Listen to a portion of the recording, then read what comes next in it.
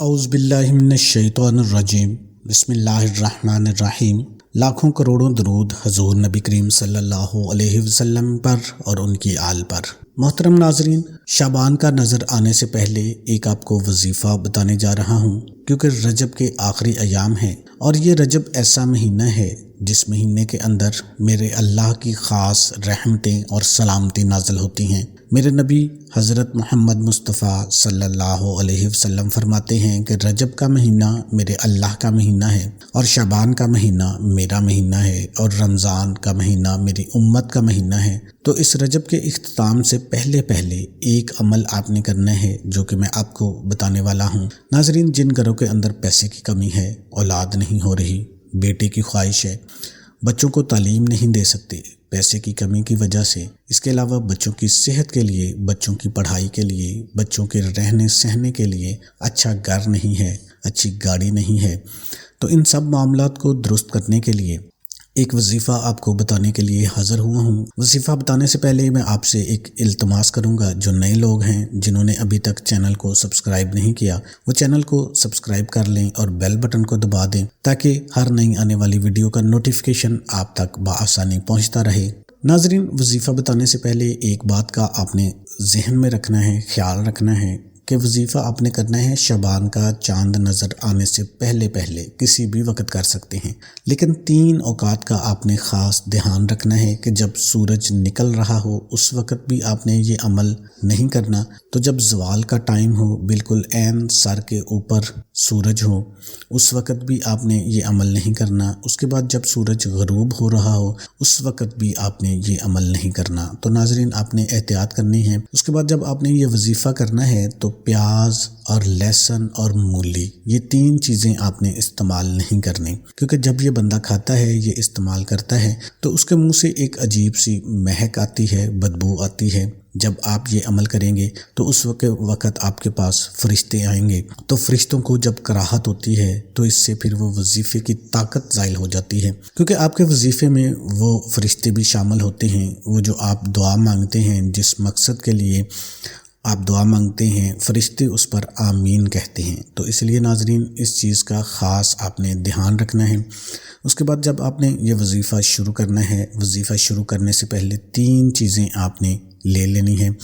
جس طرح 3 ٹائم جو ہے وہ میں نے آپ پر پابندی لگائی ہے کہ اس وقت نہیں کر سکتے، اور اس کے علاوہ 3 چیزوں کو کھانے سے منع کیا ہے، یہ 3 چیزیں بھی آپ نہیں کھا سکتے۔ آپ نے 3 چیزیں لینی ہیں جس کے اوپر آپ نے یہ وظیفہ کرنا ہے۔ اب وہ 3 چیزیں کون سی ہیں؟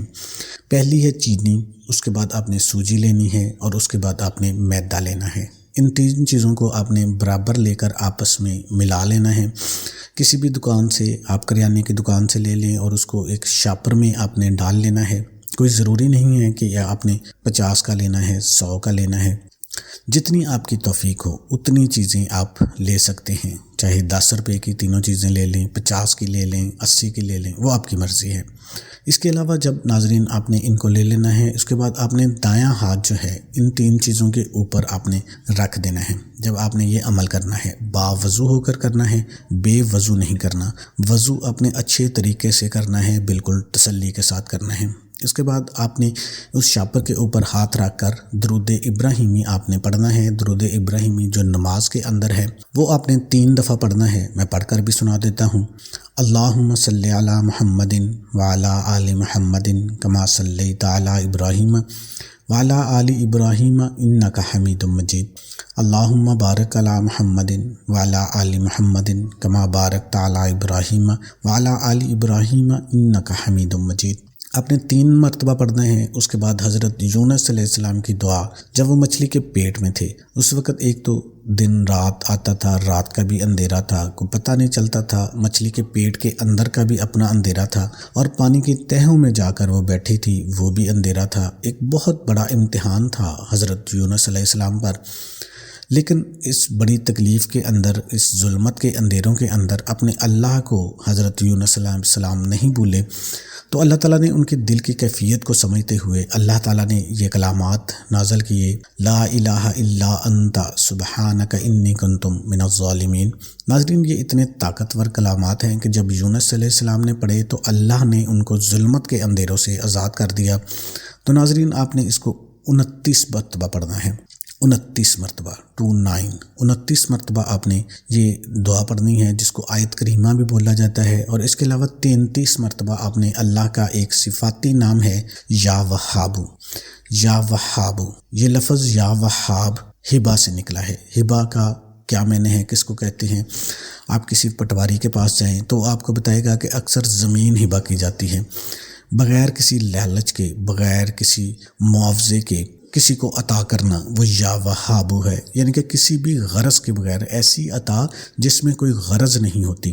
یہ اللہ کا ہی صفت ہے، یہ اللہ کا صفاتی نام ہے۔ یہ آپ نے 33 مرتبہ پڑھنا ہے، 33 مرتبہ آپ نے یا وہابو پڑھنا ہے۔ آخر میں پھر 3 بار آپ نے درود شریف پڑھ لینا ہے، اور اس شاپر پر جو چینی آپ نے لی ہے، میدا لیا ہے اور سوجی لی ہے، اس کے تینوں کے چیزوں کے اوپر آپ نے دم کر دینا ہے۔ اس کے بعد آپ نے گھر سے باہر نکلنا ہے، گھر کے اندر نہیں۔ آپ نے گھر سے باہر جگہ کو دیکھ لینی ہے جہاں چیونٹیوں کی بلیں ہوتی ہیں، کیڑے مکوڑے ہوتے ہیں، وہاں پہ آپ نے اپنے گھر میں نہیں، باہر جا کے آپ نے وہاں پہ آپ نے پھینک کر اس کو شاپر سے نکال کر، وہاں پہ جہاں پہ چیونٹیوں کی بلیں ہیں وہاں پہ آپ نے پھینک کر واپس آ جانا ہے، اور کسی کو بتانا نہیں ہے، اکیلے میں عمل کرنا ہے۔ گھر میں بھی کسی کو پتہ نہیں ہونا چاہیے کہ آپ کہاں جا رہے ہیں، آپ کہاں جا رہی ہیں۔ آپ نے اس وظیفے کو کر کے، عمل کر کے، چپ کر کے تھوڑی دیر کے لیے جانا ہے، پھینک کر واپس آ جانا ہے۔ اس کے بعد اللہ کے سامنے ہاتھ اٹھا کر جب آپ واپس آنا ہے، واپسی پہ آتے آتے دل کے اندر سوچتے رہنا ہے، اللہ کی طرف متوجہ رہنا ہے کہ یا میرے اللہ، مجھے اس چیز کی ضرورت ہے، مجھے دے دیں، مجھے پیسوں کی ضرورت ہے، مجھے گاڑی کی ضرورت ہے، مجھے اولاد چاہیے، مجھے بیٹا چاہیے، میری سونی گود بھر دے، میرا گھر نہیں ہے، گھر کے لیے بچے تو بچوں کے لیے کسی چیز کی بھی حاجت ہو۔ یہ اتنا طاقتور اور مجرب اور آزمودہ وظیفہ ہے ناظرین، اگر آپ نے صدقے دل کے ساتھ اس کو کر لیا تو اللہ پاک آپ کی جولیاں بھر دیں گے۔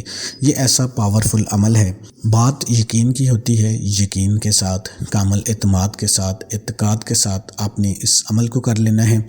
اللہ سے آپ کچھ بھی مانگ سکتے ہیں، کیونکہ وہ بے نیاز آقا ہے، دینے والی ذات صرف اللہ کی ہے۔ وہ دینے پہ آئے تو کسی کی جو خطائیں ہیں اس کو بھی معاف کر دے اور دینا شروع کر دے۔ آپ لاکھ اس کی عبادت کریں، وہ آپ کو سزا دینے پہ آئے کوئی پوچھ نہیں سکتا۔ آپ اس کی نا عبادت کریں، وہ دینے پہ آئے آپ کو کوئی پوچھ نہیں سکتا۔ آپ مانگنے پہ آئیں، وہ نہ عطا کرے، وہ بے نیاز ہے۔ آپ نہ مانگے، وہ بن مانگے آپ کو عطا کر دے۔ یہ وہی ایک خاص ذات ہے جس کے جو بے نیاز ذات ہے، تو آپ اس سے کھل کر مانگ لیں۔